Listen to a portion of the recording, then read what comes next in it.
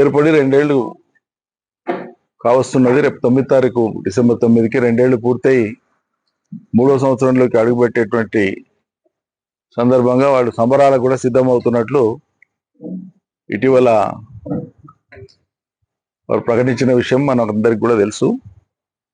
సరే, వాళ్ళు నిజంగానే సంబరాలు చేసుకునేటంత గొప్పగా ఈ 2 ఏళ్ల కాలంలో ప్రజలకు పరిపాలన అందించిండ్రా? వాళ్ళు ఇచ్చినటువంటి 6 గ్యారెంటీలు 420 హామీలు అమలైన తీరేంది? ఈ 2 ఏళ్లుగా రాష్ట్రంలో ఉండేటువంటి ప్రజానీకం, వివిధ వర్గాల ప్రజలు అనుభవిస్తున్నటువంటి బాధలేంది? లక్షలాది మంది జనం, ప్రత్యేకంగా రైతాంగ ప్రజలు నిత్యం రోడ్ల మీద ఉండేటువంటి దుస్థితి ఏంది? ఇప్పటికి 700 పైచిలకు రైతుల ఆత్మహత్యలు రాష్ట్రంలో జరిగినాయి. చేనేత కార్మికుల ఆత్మహత్యలు జరిగినాయి.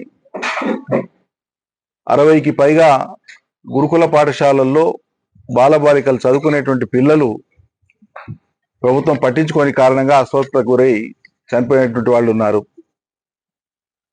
చివరికి ప్రభుత్వ ఉద్యోగులుగా రిటైర్ అయినటువంటి వాళ్ళు వాళ్ళ రిటైర్మెంట్ బెనిఫిట్స్ రాని కారణంగా ప్రభుత్వానికి లేఖలు రాసి ఆత్మహత్య చేసుకునే సందర్భాలు కూడా ఉన్నాయి. యూరియా దొరకక లక్షల మంది రైతులు నెలల తరబడి రోడ్ల మీద పడిగాపులు కాస్తున్నారు. ఇవన్నీ కళ్ళ ముందు ఉన్న విషయాలు, అభూత కల్పనలు కావు, ఎవరో చెప్పేవి కాదు. రాజకీయాల్లో ఉన్నవాళ్ళు కానీ, ప్రజా జీవితంలో ఉన్నవాళ్ళు కానీ, ప్రజల కోసం పనిచేస్తామనుకునేటువంటి వాళ్ళు కానీ ఎత్తి చూపాల్సిన అంశాలు ఇవి. ఇంకా ఏ రంగంలో ఈ రాష్ట్ర ప్రభుత్వం ఏ రకంగా ఘోరంగా విఫలమవుతున్నదో, ఏ రకంగా పనిచేస్తున్నదో నిత్యం ఎత్తి చూపడం అనేటువంటిది విపక్షాల బాధ్యత, ప్రభుత్వాన్ని నిలదీయాల్సినటువంటి బాధ్యత. మరి ఇటువంటి సందర్భంలో ప్రభుత్వం యొక్క తీవ్రమైనటువంటి అంశాలను పైపెచ్చు ఈ జిల్లాకు సంబంధించే తీసుకుంటే, ముఖ్యమంత్రి నేను పాలమూరు బిడ్డను రోజుకు 4 సార్లు చెప్పుకుంటాడు. మరి కేసీఆర్ గారు మొదలుపెట్టినటువంటి ప్రతిష్టాత్మకమైనటువంటి పాలమూరు రంగారెడ్డి ప్రాజెక్టు 90% పనులు పూర్తయినా కూడా 27,000 ఎకరాల భూసేకరణ చేసి 32,000 కోట్ల రూపాయలు సుమారుగా ఖర్చు పెట్టి 4 రిజర్వాయర్లు 4 పంపింగ్ స్టేషన్స్ కంప్లీట్ చేసి ఒక ఉదండాపూర్ రిజర్వాయర్ సంబంధించిన పని మాత్రమే కొంత మిగిలి ఉన్నటువంటి పరిస్థితి.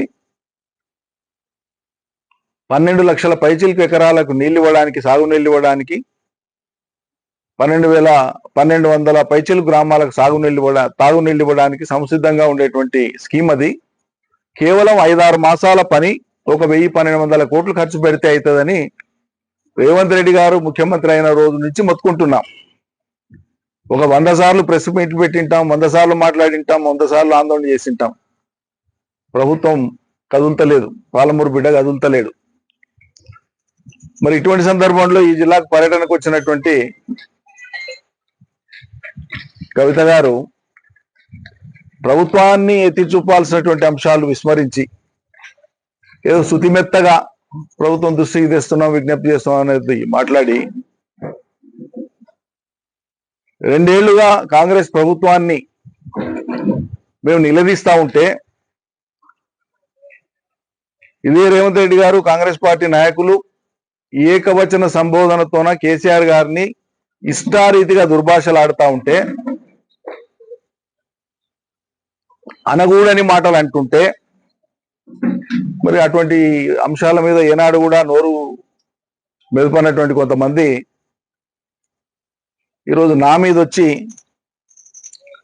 సభ్యత సంస్కారం లేకుండా ఓ తండ్రి లాంటి వయసు ఉన్నటువంటి వ్యక్తిని పట్టుకొని ఇష్టారీతిగా తనకు తానుగా మాట్లాడేది.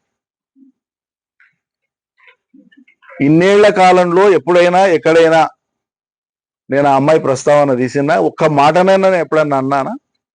ఒక్క మాట నన్ను ఎప్పుడైనా ఏ సందర్భంలో నన్ను ఈ రోజు వరకు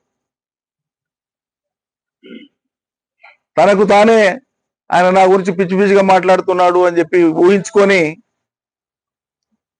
కూర్చోలేపేస్తాను ఇచ్చేలేపేస్తాను మాట్లాడుతున్నావు. సరే, అది నీ సభ్యత, నీ సంస్కారం. నువ్వు ఎవరి మీద మాట్లాడుతున్నావు, ఏ మాటలు మాట్లాడుతున్నావు లోకం కూడా చూస్తుంది.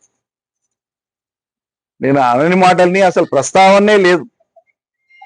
నీ ప్రస్తావన ఏనాడు కూడా మేము చేయలే, అవసరమే లేదు. మొన్నటిదాకా మా పార్టీలో ప్రజాప్రతినిధివి, మా అధినాయకుడి కూతురువి, మాకు విభేదించిన అంశాలే లేవు గతంలో. ఎప్పుడు మా జిల్లా కాదు, కలిసి పనిచేసేది లేదు. ఏ సందర్భం ఎప్పుడు ఎక్కడ ఏది లేనిది ఊహించుకొని ఇక్కడికి వచ్చి నా మీద మాట్లాడడం ద్వారా సంతోషపడే వాళ్ళు ఎవరు? ఇది నేను అడుగుతున్నది.